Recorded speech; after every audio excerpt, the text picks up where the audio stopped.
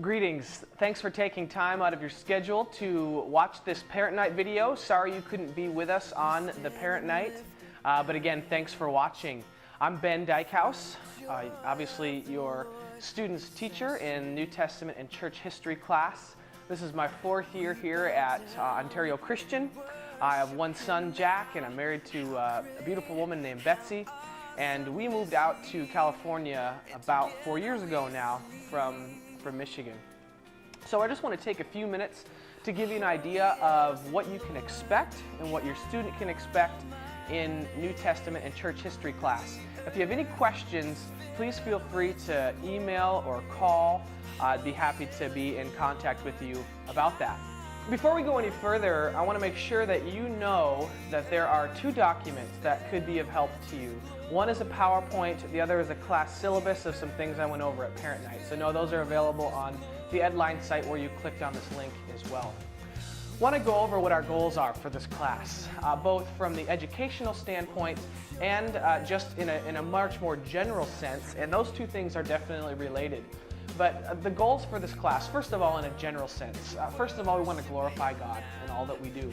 Secondly, my goal is to create an environment where growth and relationship with God can happen. So I realize that will happen differently for each student, but we want to create the environment where that can happen. Thirdly is that students would enjoy what we do and that there would be passion shown for this area of study and for the Bible. So those are some goals that we have. Also, the main expectation I have in class is respect.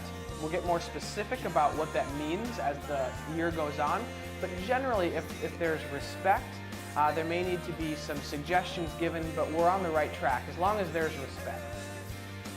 There's just a few specific class expectations I'd like to go over with you just for communication's sake, and these are things that have been communicated to your student as well.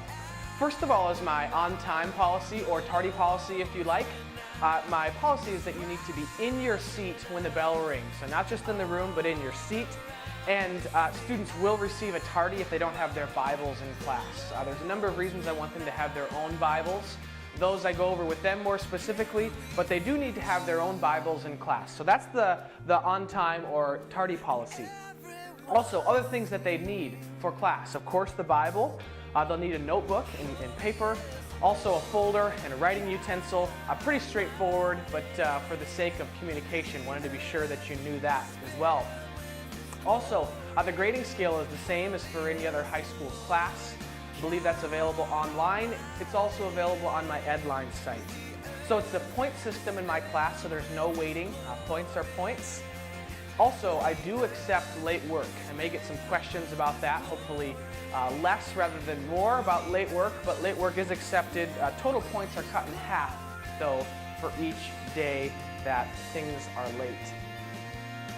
Also, you should be aware of memory work. Memory work, we try to make it pretty manageable, although I realize for some students it's fairly difficult.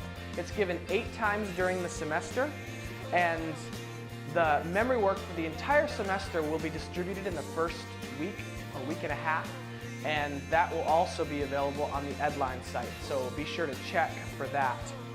Final memory work grade is worth 80 points. That's about 1 test grade, and so we really encourage students to take some time, even outside of class. I do give them time in class to work and to memorize, but even outside of class, it's really important. Well, once again, I want to thank you for taking the time to watch this video. I want to also refer you again to the Edline site for the class syllabus for this semester and for the memory work, but also for a PowerPoint that I showed on Parent Night.